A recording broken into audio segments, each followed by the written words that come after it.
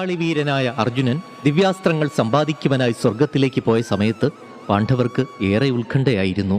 അർജുനന്റെ ആ യാത്രയിൽ ദുഃഖിതരായ പാണ്ഡവരും ദ്രൗപദിയും കാമ്യകവനത്തിൽ അങ്ങനെ കഴിയുകയാണ്.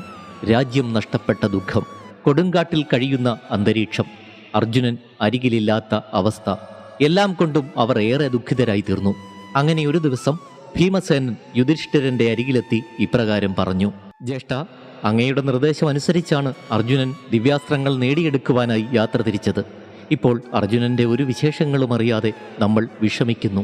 നമ്മുടെ എല്ലാ പ്രതീക്ഷയും അർജുനനിലാണ്. ശത്രുക്കളെ ജയിച്ച് രാജ്യം വീണ്ടെടുക്കുവാൻ അർജുനനാണ് നമുക്ക് തുണയായിട്ടുള്ളത്. അർജുനന്റെ ആ കരങ്ങളിലാണ് നമുക്ക് പ്രതീക്ഷ.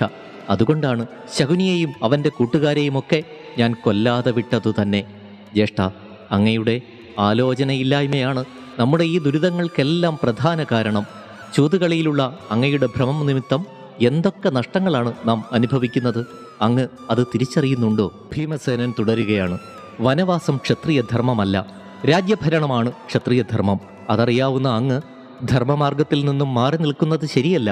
അതുകൊണ്ട് 12 വർഷം കഴിയുന്നതിന് മുൻപ് തന്നെ നമുക്ക് കൗരവരെയെല്ലാം വധിച്ച് രാജ്യം വീണ്ടെടുക്കാം. അതാണ് എൻ്റെ അഭിപ്രായം. അങ്ങ് എനിക്ക് അനുവാദം നൽകുകയാണെങ്കിൽ ഞാൻ ഒറ്റയ്ക്ക് പോയി ശത്രുക്കളെയെല്ലാം വധിച്ച് മടങ്ങി വരാം. ഭീമസേനൻ ആവേശത്തോടെ യുധിഷ്ഠിരനോട് ഇപ്രകാരം പറഞ്ഞു നിർത്തി. അതുമാത്രമല്ല ജ്യേഷ്ഠ, കഠിനവ്രതം ആചരിക്കുന്ന ഒരു ദിവസം 1 വർഷത്തിന് തുല്യമാണെന്ന വേദവചനം അങ്ങേക്കറിയാമല്ലോ. ആ നിലയ്ക്ക് ഇപ്പോൾ 13 സംവത്സരം കഴിഞ്ഞിരിക്കുന്നു എന്ന് കരുതുന്നതിലും തെറ്റില്ല.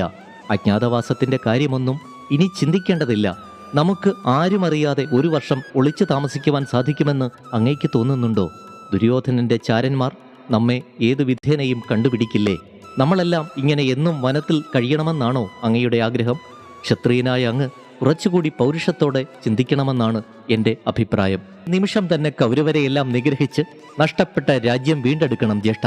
അങ്ങ് അതിനെന്നെ അനുവദിക്കണമെന്ന് ഞാൻ അപേക്ഷിക്കുന്നു. ഇപ്രകാരം അക്ഷമനായി സംസാരിക്കുന്ന ഭീമസേനനെ അടുത്തു നിർത്തി സ്നേഹത്തോടെ ആലിംഗനം ചെയ്ത് യുധിഷ്ഠിരൻ പറഞ്ഞു: ഭീമ, നീ പറയുന്നതെല്ലാം ശരിയാണ്. ഏതായാലും അർജുനൻ ദിവ്യാസ്ത്രങ്ങളൊക്കെ നേടുവാൻ പോയിരിക്കുകയാണല്ലോ. ദിവ്യാസ്ത്രങ്ങളൊക്കെ നേടി അർജുനനും കൂടി മടങ്ങി വരട്ടെ. നിങ്ങൾ 2 പേരും കൂടി ശത്രുക്കളെയെല്ലാം സംഹരിക്കുമെന്ന് എനിക്ക് ഉറപ്പുണ്ട്. അതുമാത്രമല്ല, ശ്രീകൃഷ്ണനും നമ്മെ സഹായിക്കുവാൻ ഒപ്പമുണ്ടാകുമല്ലോ. അതുകൊണ്ട് ഭീമ, അല്പം കൂടി നീ ക്ഷമിച്ചാലും വഞ്ചന കൂടാതെ തന്നെ നേരായ മാർഗത്തിലൂടെ യുദ്ധം ചെയ്ത് നമുക്ക് കൗരവരെ നശിപ്പിക്കാമല്ലോ. പിന്നെ ഭീമ, നിനക്കെന്താണ് ഇത്ര തിടുക്കം? ഇപ്രകാരം യുധിഷ്ഠിരൻ ഓരോ കാര്യങ്ങൾ പറഞ്ഞ് ഭീമസേനനെ സമാധാനിപ്പിക്കുന്നു. ഈ അവസരത്തിലാണ് ബൃഹദശ്വ മഹർഷി അവിടെ എത്തിയത്. യുധിഷ്ഠിരൻ അദ്ദേഹത്തെ യഥാവിധി സൽക്കരിച്ച് സ്വീകരിച്ചിരുത്തി. ശേഷം തൻ്റെ ദുരിതാവസ്ഥയെക്കുറിച്ച് ദുഃഖത്തോടെ ഇങ്ങനെ പറയുന്നു: മഹർഷി, കൗരവന്മാർ ചൂതുകളിയിൽ എന്നെ പരാജയപ്പെടുത്തി. അതും കള്ളച്ചൂതിൽ. ദ്രൗപദിയെ വസ്ത്രാക്ഷേപം ചെയ്ത് അപമാനിക്കുകയും ചെയ്തു. എൻ്റെ സഹോദരങ്ങളും സുഹൃത്തുക്കളുമൊക്കെ എന്നെ കുറ്റപ്പെടുത്തിക്കൊണ്ടിരിക്കുന്നു. എല്ലാവിധത്തിലും ഞാൻ വളരെ അസ്വസ്ഥനാണ്. ഇപ്പോൾ അനുജനായ അർജുനനും ഇവിടെയില്ല. അവൻ ദിവ്യാസ്ത്രങ്ങൾ നേടുവാനായി പോയിരിക്കുകയാണ്. അങ്ങ് എവിടെയെങ്കിലും വെച്ച് പാർത്ഥനെ കാണുകയുണ്ടായോ? അയാളുടെ വിവരങ്ങൾ കേൾക്കുകയുണ്ടായോ? ഞങ്ങളുടെ ഈ ദുരിതങ്ങൾക്ക് എന്നാണ് ഒരവസാനം? എന്നേക്കാൾ നിർഭാഗ്യവാനായ ഒരാൾ ഈ ഭൂമുഖത്ത് ഉണ്ടാകുമോ മഹർഷി? യുധിഷ്ഠിരൻ വേദനയോടെ മഹർഷിയോട് ഇപ്രകാരം ചോദിക്കുന്നു.